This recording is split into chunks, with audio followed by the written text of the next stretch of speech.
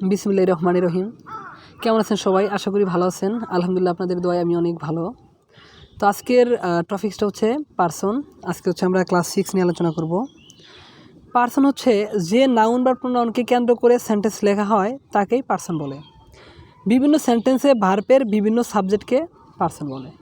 এখানে আমরা এটাই স্পষ্ট যে মূলত সাবজেক্টটাকে আমরা কি পার্সন বলতেছি। উদাহরণ হিসাবে আমরা বলতে পারি I go to school, you play football, he reads a book. এখানে প্রথমটাতে যেটা বলা আছে যে আই গো টু স্কুল, এই বাক্যটাতে কিন্তু মূলত আই বা আমিকে কেন্দ্র করে সেন্টেন্সটা লেখা হয়েছে।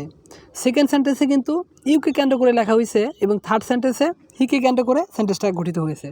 তাহলে আমরা উপরের স্ট্রাকচার অনুযায়ী যেটা দেখতে পাই বা উপরে হচ্ছে সংজ্ঞা অনুযায়ী যেটা দেখতে পাই সেটা হচ্ছে প্রথম সেন্টেন্সে আই হচ্ছে কি একটা পার্সন, দ্বিতীয় সেন্টেন্সে ইউ হচ্ছে একটা পার্সন, লাস্ট সেন্টেন্সে হি হচ্ছে একটা পার্সন।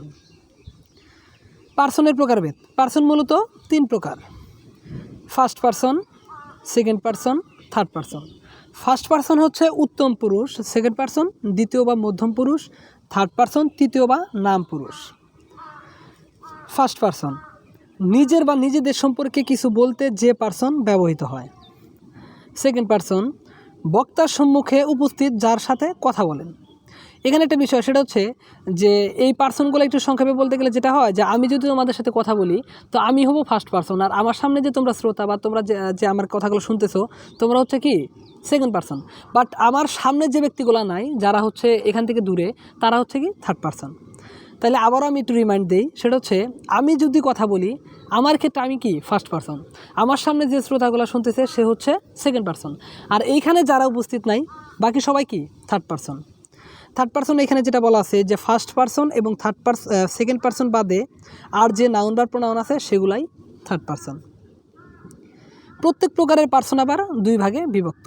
এখানে দেখো পার্সনের আলোচনায় কিন্তু আমাদের নাম্বার চলে আসে। এই জন্যই অনেক গ্রামার বইয়ে দেখবা যে পার্সন এবং নাম্বারকে একইভাবে বিভক্ত করা হয় বা একইভাবে আলোচনা করা হয় একই জায়গায়। দেখো সিঙ্গুলার নাম্বার এবং প্লুরাল নাম্বার, পার্সনটাকে আমরা মূলত আবার 2 ভাগে বিভক্ত করতে পারি, সিঙ্গুলার নাম্বার আর হচ্ছে কি প্লুরাল নাম্বার। পার্সনের এখানে একটা স্ট্রাকচার আছে, এখানে একটা হচ্ছে শখ আছে, শখটা একটু বুঝলেই তোমাদের অনেক উপকারে আসবে। Person, number, example. Person first person, এখানে নাম্বার কি আছে সিঙ্গুলার নাম্বার এবং প্লুরাল নাম্বার। সিঙ্গুলার নাম্বার আছে কি আই, প্লুরাল নাম্বার হচ্ছে উই। সেকেন্ড পার্সন সিঙ্গুলার কোনগুলা ইউ, এটার প্লুরালও ইউ।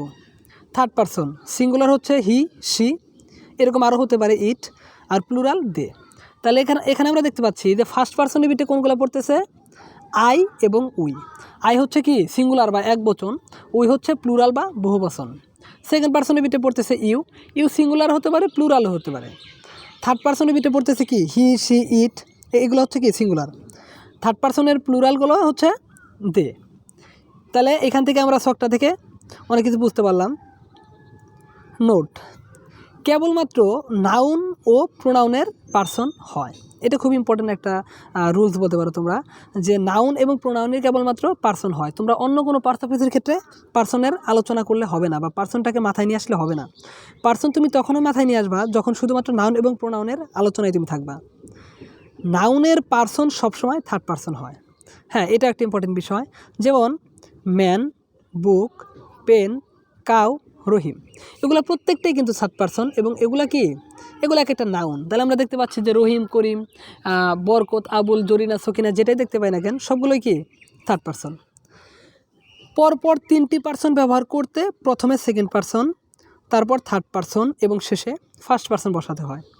এটাও একটা বিষয়। এখানে দেখবা যে এই রুলসটা কিন্তু অনেক হচ্ছে ভর্তি পরীক্ষা বলো বা বিভিন্ন বিসিএস পরীক্ষা আমি আসতে দেখেছি যে এই রুলসটা আসে, একটু তোমরা মনে রাখবা যে যদি 3টা পার্সন এক জায়গায় একটা বাক্যে থাকে, second person, third person, first person, তাহলে সেটা যদি কোনো পজিটিভ কিছু হয়, সেই বাক্য দ্বারা যদি কোনো পজিটিভ ইঙ্গিত দেওয়া হয়, যদি নেগেটিভ কিছু ওই বাক্য দ্বারা না বোঝায়, তাহলে কিন্তু শুরুতে বসাতে হবে তোমাকে সেকেন্ড পার্সন, তারপর হচ্ছে থার্ড পার্সন এবং তারপর ফার্স্ট পার্সন।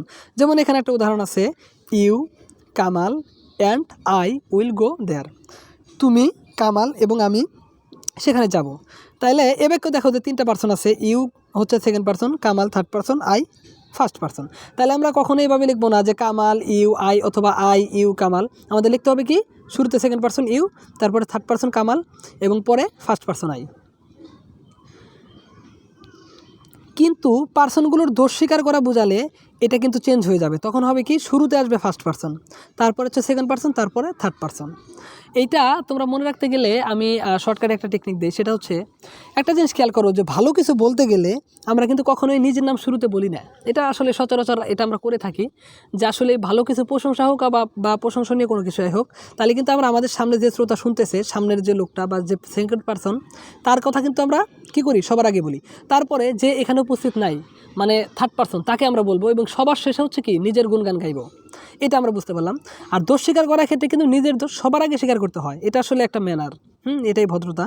এবং কি তারপরে সামনের জনকে বলতে হবে, এবং শেষে কি, যে অনুপস্থিত ব্যক্তি তাকে বলবো। মানে কি, অনুপস্থিত ব্যক্তির কথা শুরুতে বলে এটা এক ধরনের গীবত হয়ে যায়। হ্যাঁ, তোমরা কী করবা, অনুপস্থিত যে ব্যক্তিটা আছে, যে থার্ড পার্সন, তাকে একদম শেষে বসাই দিবে।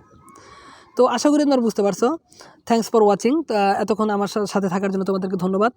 আর সর্বোপরি একটা কথা বলি, যে তোমাদের ইন্সপাইরেশনেই আমি হয়তো ভালো কিছু তোমাদেরকে উপহার দিতে পারবো।